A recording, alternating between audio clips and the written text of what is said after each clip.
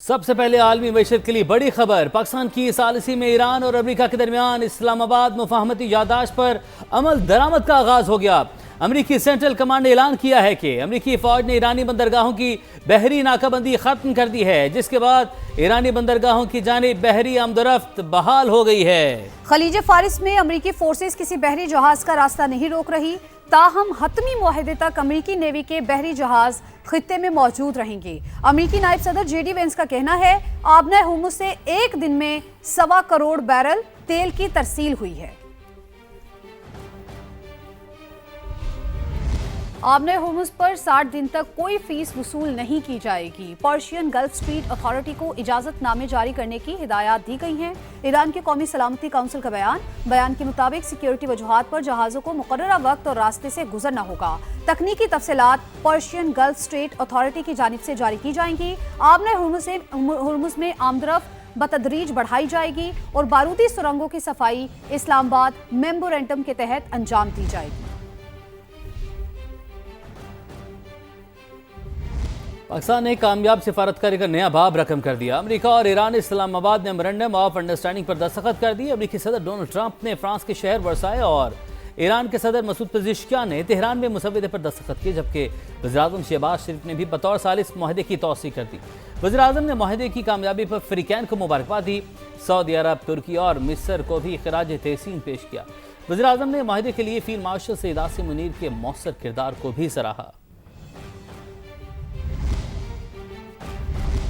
وزیر اعظم شہباز شریف نے دورہ سوئٹزرلینڈ منسوخ کر دیا۔ سفارتی ذرائع کے مطابق اسلام آباد مفاہمتی یادداشت پر الیکٹرانک دستخط ہو چکے ہیں، اس لیے وزیر اعظم کا دورہ منسوخ کیا گیا۔ اب اس معاہدے پر عمل درآمد کا مرحلہ شروع ہو چکا ہے۔ اعلیٰ ترین سطح پر پیش رفت کے بعد رسمی ملاقات کے بجائے عمل درآمد زیادہ اہم ہے۔ پاکستان کا مقصد متفقہ خاکہ فراہم کرنا، کشیدگی میں کمی اور نفاذ کے لیے راستہ ہموار کرنا تھا۔ اگلے مرحلے میں تکنیکی مذاکرات ہوں گے، جن میں پابندیوں میں نرمی، بحری سلامتی، جوہری امور، تصدیقی طریقہ کار اور مرحلہ وار عمل درآمد پر بات چیت ہوگی۔ اس فریم ورک پر اب ماہرین کی سطح پر کام کی ضرورت ہے۔ معاہدہ فعال ہے اور پاکستان اس کے نفاذ کے لیے بھی سرگرم ہے۔ ایرانی سپریم لیڈر آیت اللہ مجتبی علی خامنائی کا ایرانی عوام کے نام پیغام۔ کہا امریکہ اور ایران کے درمیان مفاہمتی یادداشت پر دستخط ہو گئے۔ اس مرحلے تک آنے کے لیے حکام نے نیک نیتی کے جذبے کے تحت بھرپور کوششیں کی۔ امریکی صدر نے بے بسی کے عالم میں ہر طرح کے ذرائع استعمال کیے۔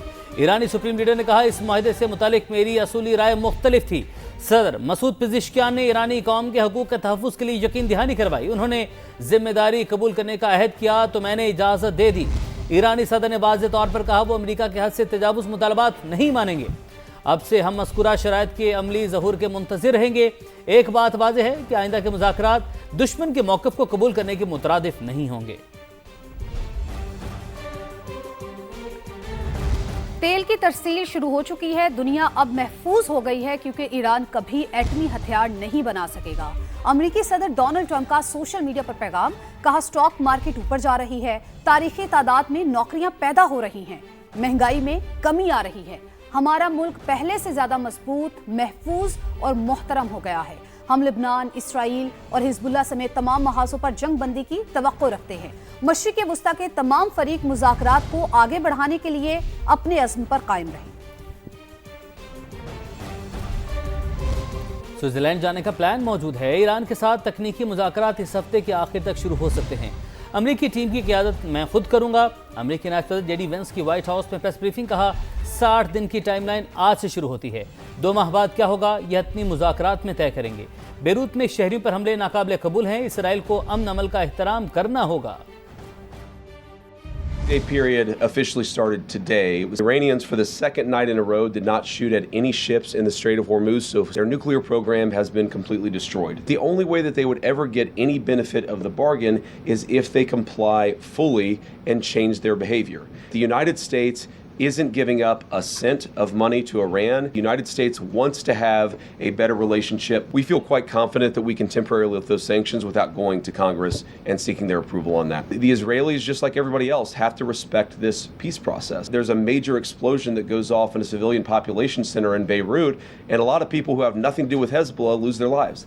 That's not acceptable.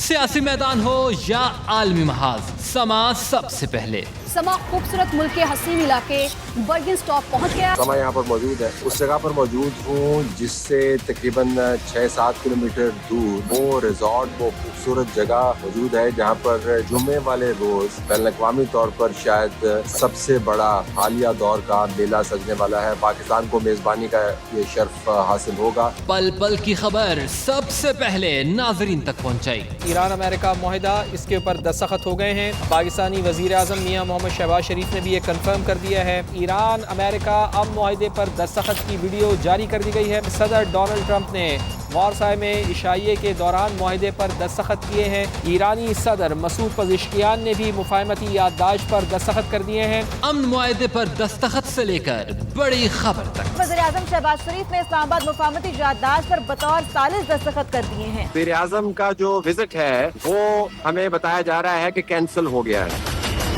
वज़ीर आज़म अब वर्जिन स्टॉक नहीं जा रहे। काबिले एतमाद और काबिले भरोसा, हर खबर सबसे पहले सिर्फ समा पर। अब खबर यह है कि आलमी मंडी में पेट्रोलियम मसनूआत की कीमतें 3 माह की कम तरीन सतह पर आ गई। पाकिस्तान में भी पेट्रोलियम मसनूआत की कीमतों में कमी का इम्कान है। मार्केट ज़राए के मुताबिक पेट्रोल की कीमत में 22 रुपये, हाई स्पीड डीजल की कीमत में 42 रुपये फी लीटर कमी की सिफारिश की गई है। ज़राए के मुताबिक हुकूमत ने डीजल पर 27 रुपये लेवी बढ़ाने का प्लान बना लिया। पेट्रोल पर आयद इजाफी लेवी 26 रुपये कम करके डीजल पर बढ़ाई जाएगी। डीजल पर लेवी बढ़ाने की वजह से पेट्रोल पर सार्फिन को कम रिलीफ मिलेगा।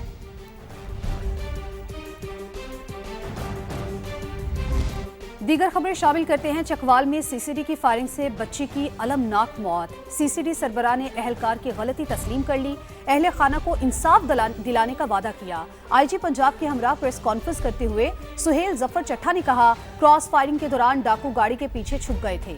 अहलकार को देखना चाहिए था कि गोलियां कौन चला रहा है।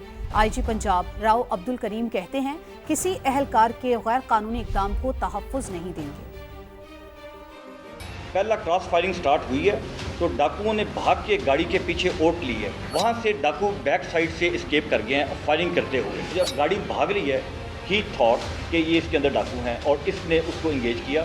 This is crime. इस अफसर की जो जजमेंट थी इट वाज वेरी फॉल्टी और उसने फोर्स का गलत इस्तेमाल किया। हमारी एसओपी है कि अगर हम किसी घर के ऊपर भी रेड करेंगे, वहाँ पे डाकू की अगर फैमिली हो, हम उसकी भी लाइफ की प्रोटेक्शन करते हैं। सीसीडी के अपने रिकॉर्ड के मुताबिक ये जो वेपन है वो ऑफिशियली इशू हुआ हुआ वेपन है, वो इस्टेब्लिश करता है कि ये वो वाला अहलकार है। हम किसी ऐसे अहलकार की गैर कानूनी, गैर मुताद, गफलत पर मबनी या अपने अख्तियारात से तजावुज़ करने के अमल को प्रोटेक्ट नहीं कर सकते। वाक़े के फ़ौरन बाद फौजदारी कार्रवाई शुरू की गई और जो पुलिस अहलकार इसमें मुलव्विस पाया गया वो ज़ेर तफ्तीश है।